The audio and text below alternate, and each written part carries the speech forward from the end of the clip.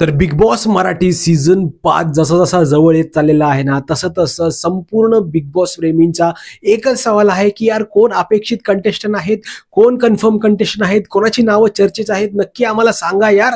तर तेच नावं सांगायचा प्रयत्न आज मी तुम्हाला करणार आहे. त्याआधी तुम्ही आपल्या चॅनलला म्हणजे आपल्या चावडीला सबस्क्राईब केलं नसेल तर सबस्क्राईब करा, कारण की खूप सारे खतरनाक रिव्ह्यूज हे अशा ग्रीन स्क्रीनमध्ये येणार आहेत. तुम्हाला प्रॉपरली त्या वेळेस कुठल्या इन्सिडेंटबद्दल बोलतोय मी ते देखील सांगायचा प्रयत्न करण्यासाठी ह्या सगळ्या गोष्टी इझी असणार आहेत. तर चला आता मुद्द्याकडे वळूया. मुद्दा असा आहे की हे दोन कंटेस्टंटचे जे नावं माझ्यासमोर आलेले आहेत ना, ते कोण आहेत. तर जसं की तुम्हाला माहिती आहे, बिग बॉस वाल्यांनी तिकडे एक गोष्ट टाकली होती 1-2 दिवसापूर्वीच वाटतं, की प्रेम करायचं असेल तर याच्यासारखं करा, कोण असेल हा. तर या एका गोष्टीसाठी 2 नावं कन्फर्म झालेली आहेत अशी खबर आपल्याकडे आलेली आहे. आणि ते 2 नावं कोण आहेत, तर सर्वात प्रथम नाव आहे प्रथमेश परब, जो की दगडू आहे, आपल्याला टाइमपास मध्ये बघायला मिळाला होता. त्याचं नाव समोर आलेलं आहे की हा आपल्याला बिग बॉस मराठी सीझन 5च्या घरामध्ये बघायला मिळू शकतो.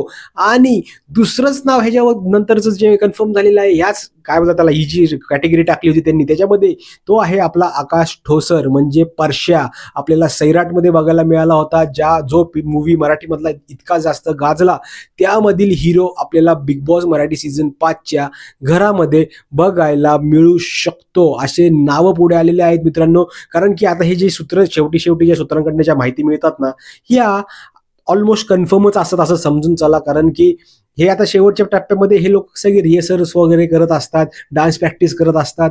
कुठं ना कुठेतरी कोण मेकअप करतंय, कोण केस कट करतंय, कोण कपडे घेतंय. तर या सगळ्या गोष्टींवरून आहे ना, या गोष्टी कन्फर्म होत असतात. आणि तिथूनच कुठून तरी आपल्याकडं एक बातमी आलेली आहे की आकाश ठोसर आणि आपला प्रथमेश परब हा आपल्याला बिग बॉस मराठी सीझन 5च्या घरामध्ये बघायला मिळू शकतो. मित्रांनो, तुमचं काय मत आहे? आकाश ठोसर आणि आपला जो प्रथमेश परब आहे हे बिग बॉस मध्ये यायला पाहिजेत की नाही पाहिजेत, किंवा तुम्हाला अजून कोण कोण पाहिजेत नक्की कमेंटमध्ये सांगा, कारण की तुमचं मत हे खूप जास्त महत्त्वाचं आहे. मित्रांनो, भेटूया पुढच्या व्हिडिओमध्ये. तोपर्यंत जय हिंद, जय महाराष्ट्र.